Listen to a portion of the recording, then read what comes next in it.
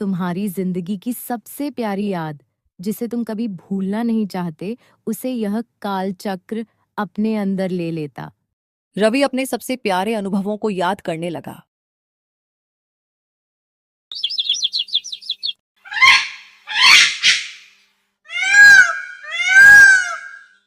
देश के उत्तर में एक दूर दराज इलाके में पहाड़ों और घने जंगलों के बीच एक रहस्यमयी गांव था, समयपुर।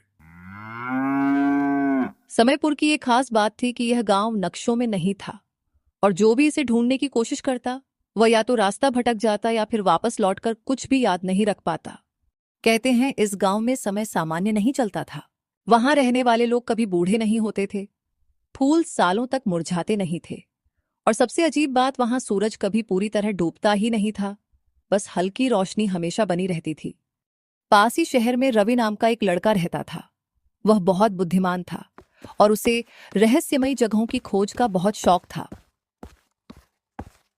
एक दिन उसे एक पुरानी डायरी मिली जिसमें लिखा था, अगर तुम समय को रोकना चाहते हो तो समयपुर को खोजो। बस रवि का दिल वहीं अटक गया और वह सोचने लगा। फिर क्या था, वह अपने कैमरे और बैग के साथ निकल पड़ा समयपुर की तलाश में। कई दिनों की यात्रा के बाद रात के समय रवि समयपुर पहुंचा और बस से उतरकर थोड़ी देर सोचने लगा।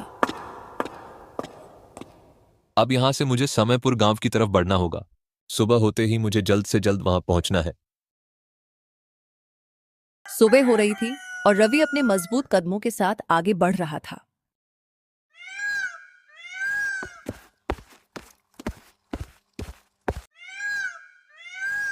जैसे ही वह जंगल के अंदर बढ़ा, अचानक उसके मोबाइल का नेटवर्क चला गया। घड़ी रुक गई और हवा में एक अजीब सी खामोशी छा गई। थोड़ी देर बाद वह एक खुले मैदान में पहुंचा। गांव बहुत सुंदर था, लेकिन कुछ अलग भी था।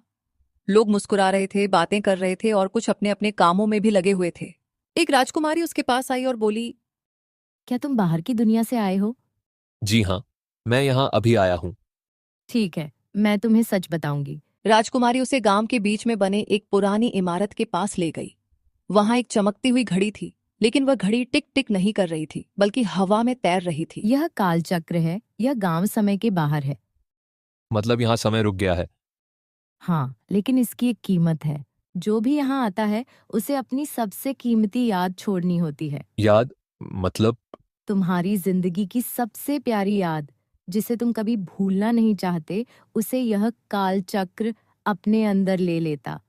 रवि अपने सबसे प्यारे अनुभवों को याद करने लगा। उसकी माँ की हंसी, उसके बचपन के पल, उसके दोस्तों के साथ बिताए दिन। अगर वो यहाँ रहना चाहता तो उसे इनमें से कुछ हमेशा के लिए खोना पड़ता। लेकिन यहाँ तुम कभी बूढ़े नहीं होगे, कभी दर्द नहीं होगा।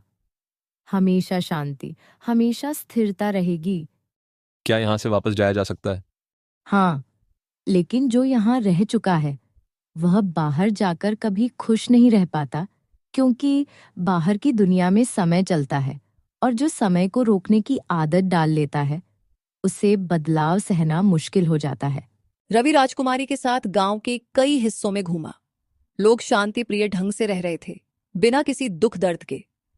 लेकिन उनकी जिंदगियों में मोहब्बत नहीं थी, जो कि समयपुर में रहने की कीमत थी। रवि ने अपनी माँ का चेहरा याद किया और बोल पड़ा, अगर मैं अपनी यादें और अपनों को ही खो दूं तो मेरे पास बचा ही क्या। मैं वापस जाना चाहता हूं। अब यहां एक मिनट भी नहीं रुकना चाहता मैं। जैसे ही उसने यह कहा, गांव धीरे धीरे धुंध में बदलने लगा। राजकुमारी की आवाज आई, तुमने सही चुना, क्योंकि समय ही जीवन है। और देखते ही देखते रवि उसी लाइब्रेरी में वापस आ गया, और उसके हाथ में वही डायरी थी। डायरी में आगे लिखा था, कुछ लोग समय को रोकना चाहते हैं और कुछ उसे जीना सीख जाते हैं। दोस्तों, हमारी ये कहानी आपको कैसी लगी कमेंट करके जरूर बताएं और अपने दोस्तों के साथ शेयर करें। हम जल्दी ही अगली कहानी के साथ लौटेंगे। धन्यवाद।